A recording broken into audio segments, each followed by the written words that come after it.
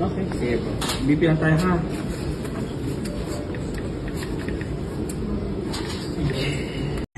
May nangyari pong isang emergency na sabi po ako'y nawala ng 4 na minuto. Nangitim na lang po ako, nawala ang aking heartbeat, hindi ko po alam kung ano nangyari. Basta pagising ko po andun po ang aking nanay at lahat ng aking mga anak at nakita po nila yung nangyari. Kaya po, ayun nga po. Actress na si Nadia Montenegro isinugod sa ospital dahil muntik na raw itong atakehin sa puso dahil sa Wolff-Parkinson-White syndrome, na isang kondisyon na meron na siya since birth.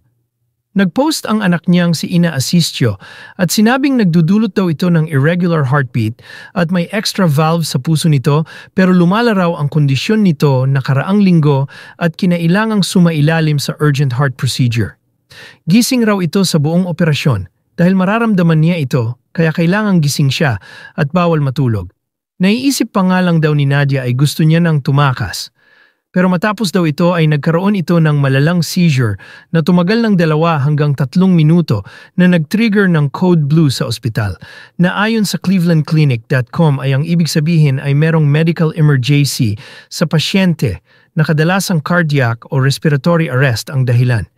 Namiligro ang buhay ni Nadia at 4 na minuto raw siyang nawala o tumigil sa paghinga. Pero hindi pa nga niya oras kaya todo ang pasasalamat nila sa Diyos na niligtas siya nito. Na-realize nga raw ni Ina at paulit-ulit na nagre-replay sa utak niya ay muntik nang mawala sa kanila ang nanay nila. Manhid pa nga raw ang anak ni Nadia sa lahat ng nangyari sa nanay niya, pero naramdaman lang daw niya ang bigat nung umuwi na siya. Naging wake-up call nga raw ito hindi lang sa pamilya niya kundi sa kanya rin, kung gaano kaimportante na makasama at pahalagahan ang mga mahal sa buhay. Let's love more, be kinder, and be more present because we never know when the last time will be. Make the most of life, and if you're fortunate enough to still have your parents here on earth, know how blessed you are. Not everyone has that privilege. Whatever happens, love your parents deeply and unconditionally. Panawagan niya sa lahat. Nagpapagaling na nga si Nadia at nabisita na rin ng mga kaibigan niya. Hi everyone, it's me. To everyone who messaged, who texted me, who called na hindi ko nasagot, who posted all your prayers and all your good and kind words. Thank you so much talaga. Yes, prayers does move mountains, and of course we have a God who's just so faithful, and I'm so grateful. Ayoko lang kasi na parang nawawala, parang ang dami nang lumalabas, marami nang nag-worry, may mga issue, may mga write-ups na lumalabas, but I just want everyone to know I'm back home. I just need to heal a little. Ablation procedure po ang ginawa sa puso ko. I'm healing. Medyo bruised up lang po kasi ang ablation surgery po ay ginagawa po sa groin. Bali, 4 po na catheter ang pinasok po sa aking right artery and then 3 po sa aking left artery. And ang procedure po na ginawa, hindi po stent, hindi rin po ako na angioplasty, hindi rin po ako na open heart surgery. Ito po ay isang procedure na ginagawa sa heart wherein kinaklamp or kinakat or burn na tinatawag nila, binaburn po ang isang parte ng aking nerve. Dahil po meron po akong sobrang nerve. Hindi po ako kulang sa nerve, sobra po ang akin. So ayun po, kinailangan po ikat yun. And I'd like to thank all my doctors who took so much care of me. Dr. Douglas Bailon, my electrophysiologist at St. Luke's BGC. Dr. Garcia and Dr. Te, to the whole cath lab of SLMC BGC, maraming salamat. And of course to my endo, Dr. Oliver Dampil for making all the arrangements sa hospitals kasi po Last Friday po, ako po ay nagkaroon po ng isang WPW attack. I have WPW. It's the Wolff-Parkinson's White Syndrome. I was diagnosed with this disease when I was 17 years old. And unfortunately din po, nung ako po ay dapat sasali sa Biggest Loser, Celebrity Biggest Loser, ako po ay pinull out dahil po sa sakit na ito. So, ayun po, ako po ngayon ay wala ng WPW.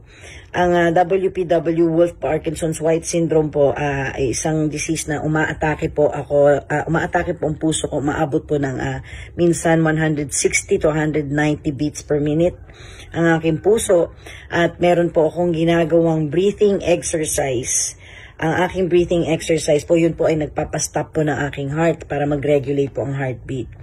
Ang nangyari lang po last Friday, nung tinakbo ko po ang sarili ko sa ER sa Lipa, ang aking BP po ay bumaba na ng 60/49. Kaya hindi po naging maganda. Kaya po ako ay nilipat sa QC muna, and then nilipat sa SMLC BGC. But praise God, marami pa po tayong mission sa buhay, and I'm recovering. To all my family and my friends, my loved ones, maraming salamat sa lahat ng dasal, sa lahat ng kasama ko sa church, sa akin Bishop Manny, Ate Helen, sa lahat ng mga awesome women, sa lahat po na nagdasal, Pastor Gary, to my family. Nako, meron po kasing isang insidente pang nangyari nung ako po ay tapos ng operahan. Ako'y nasa kwarto na, may nangyari pong isang emergency na sabi po, ako'y nawala ng 4 na minuto. Nangitim na lang po ako, nawala ang aking heartbeat, hindi ko po alam kung ano nangyari. Basta pagising ko po, andun po ang aking nanay at lahat ng aking mga anak, at nakita po nila yung nangyari. Kaya po, ayun nga po, so, basta ako'y masaya na nalampasan ko na naman to.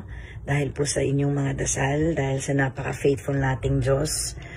And marami pa po akong gagawin sa buhay. Ako po'y magsisilbi kasama ng aking senator. At sa nanay ko, sa mga kapatid ko, sa aking mga anak, my son-in-laws, sa aking mga pamangkin, at lalong-lalo na sa aking mga apo. Thank you. From the bottom of my heart. Alam nyo, hindi ko ginagawa ito mag-video, pero mas gusto ko ng personal. Sa lahat na nag-worry, sa lahat ng dumalaw. Yun, sobra, araw-araw. Ako na po ang pinakamaraming bisita sa St. Luke. Pero it just shows that talagang maraming nagmamahal. Sa isang taong never ako pinabayaan. Maraming salamat. Alam mo kung sino ka, kumpare ko. Maraming salamat sa inyong lahat. I'll be back soon. I'll be working soon. Papalakas lang po. Salamat po sa inyong lahat. God bless us all. Ingatan ng health. Okay, sige po. Bibilang tayo ha.